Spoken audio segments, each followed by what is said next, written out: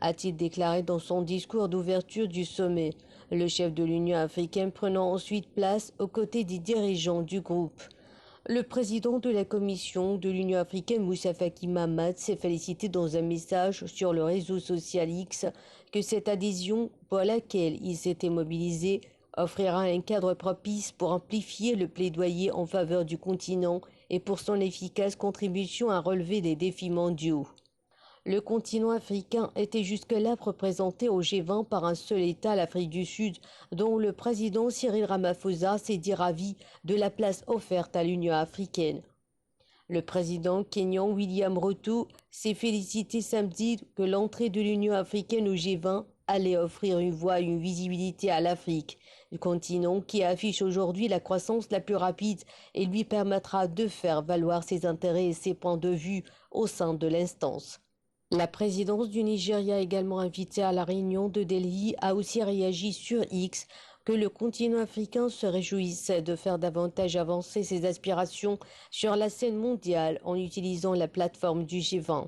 Le Premier ministre indien Narendra Modi, dont le pays assure cette année la présidence du G20 et en accueille ce week-end, les chefs d'État et de gouvernement ont affiché ces derniers jours sa volonté d'élargir ce groupe avec l'inclusion de l'Union africaine en tant que membre permanent. Les pays de l'Union africaine regroupent près de 1,4 milliard d'habitants comme la Chine ou l'Inde. Le cumul de leur PIB atteint 2600 milliards d'euros, l'équivalent du PIB de la France, ce qui placerait l'Union africaine au 8e rang des membres du G20. Seul un pays africain, l'Afrique du Sud, est actuellement membre du G20 qui rassemble 19 des plus importantes économies mondiales, plus l'Union européenne, soit 85% du PIB mondial et les 2 tiers de la population du globe.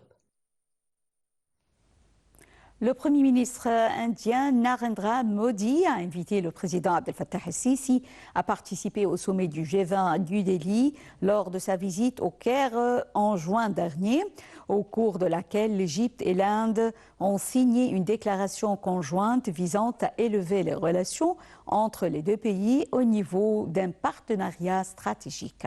Le point avec Dalia Karam. Le Premier ministre indien Narendra Modi a effectué une visite d'État en Égypte les 24 et 25 juin, au cours de laquelle il s'est entretenu avec le président Abdel Fattah el-Sisi et le Premier ministre Mustafa Madbouli. Les présidents el-Sisi et Modi ont déclaré que les relations entre l'Inde et l'Égypte avaient été élevées au rang de partenariat stratégique. Au cours de sa visite, M. Modi a également reçu du président el-Sisi la plus haute distinction civile égyptienne, l'ordre du Nil. La visite de Modi en Égypte est importante à plusieurs égards. Depuis plusieurs années, l'Inde fait des ouvertures positives à l'égard de l'Égypte. L'Inde et l'Égypte, 2 États civilisationnels, étaient autrefois des partenaires proches. La situation de l'Égypte en tant que pays africain, arabe et méditerranéen rend son engagement stratégiquement important pour l'Inde. En effet, au cours de la dernière décennie, les interactions de l'Inde avec le monde arabe et les pays africains se sont multipliées. Grâce à l'Égypte, l'Inde pourrait étendre sa portée à la région méditerranéenne puisque l'Égypte relie l'océan Indien à la mer Méditerranée. L'accélération récente des relations entre l'Inde et l'Égypte est facilitée par de fréquentes visites de haut niveau des deux parties. En 2022, le ministre indien de la Défense, Rajnath Singh, et le ministre des Affaires étrangères, Jai Shankar, se sont rendus en Égypte. Lors du jour de la République indienne, le 26 janvier de cette année, le président Abdel Fattah el-Sisi était l'invité principal du défilé du jour de la République. La défense est devenue un domaine de coopération important entre l'Inde et l'Égypte. La coopération comprend des exercices conjoints entre les forces armées des deux pays, des visites de navires dans les ports de l'autre pays, des programmes de formation conjoints et la production de matériel de défense. Les liens bilatéraux en matière de défense ont été renforcés en 2022 lors d'une visite en Égypte du ministre indien de la Défense, Rajnath Singh. Les deux pays ont convenu de renforcer les liens en matière de défense en s'engageant dans la production, le transfert et la localisation de technologies de défense communes. Le Caire a également exprimé son intérêt pour l'acquisition de l'avion indien Tejas. L'Égypte fait déjà partie des 42 pays vers lesquels l'Inde exporte ses produits de défense. Outre la coopération en matière de défense, l'Inde devrait également bénéficier d'une importante base économique en Égypte. L'Égypte envisage d'offrir un terrain spécial aux entreprises indiennes dans la zone économique du canal de Suez afin d'attirer les investissements indiens. En investissant dans la zone économique du canal de Suez, stratégiquement située, l'Inde aurait accès à une route commerciale maritime internationale vitale reliant l'Europe, l'Afrique de l'Est et du Nord à l'Asie. Les leaders indiens des énergies renouvelables, Renew Power, a signé un accord avec les autorités égyptiennes pour la construction d'une usine de production d'hydrogène vert. L'usine, qui sera installée dans la zone industrielle égyptienne de l'Ain Sokhna, devrait produire à terme 200 000 tonnes d'hydrogène vert et 1 million de tonnes d'ammoniac vert par an. Dalia Karam nous donne plus de détails.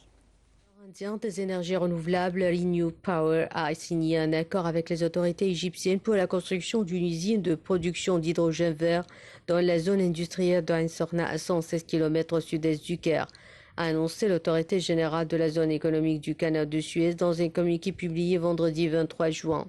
L'accord, qui a été signé à New Delhi à l'occasion d'un roadshow mené par une délégation de la zone économique du canal de Suez en Inde, prévoit un investissement total de 8 milliards de dollars.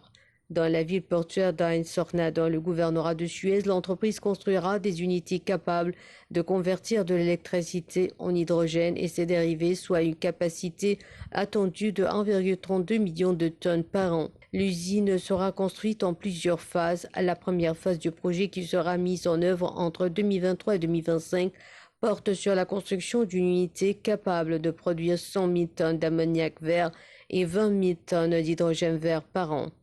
La première phase du projet, qui sera mise en œuvre entre 2023 et 2025, porte sur la construction d'une unité capable de produire 100 000 tonnes d'ammoniac vert et 20 000 tonnes d'hydrogène vert par an. Elle nécessitera un investissement de 710 millions de dollars.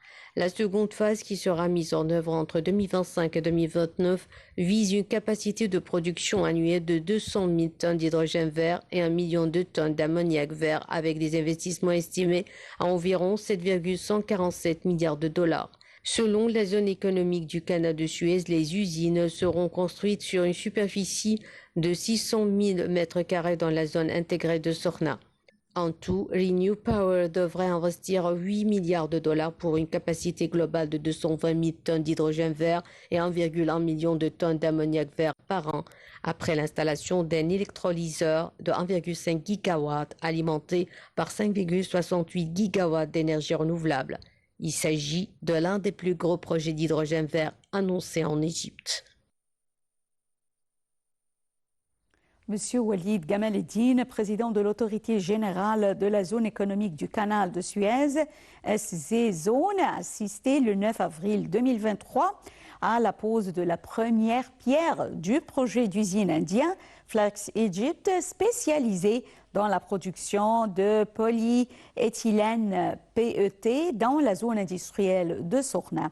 L'usine, qui devrait s'étaler sur une superficie de 250 mètres carrés, aura une capacité de production de 30 000 tonnes par mois.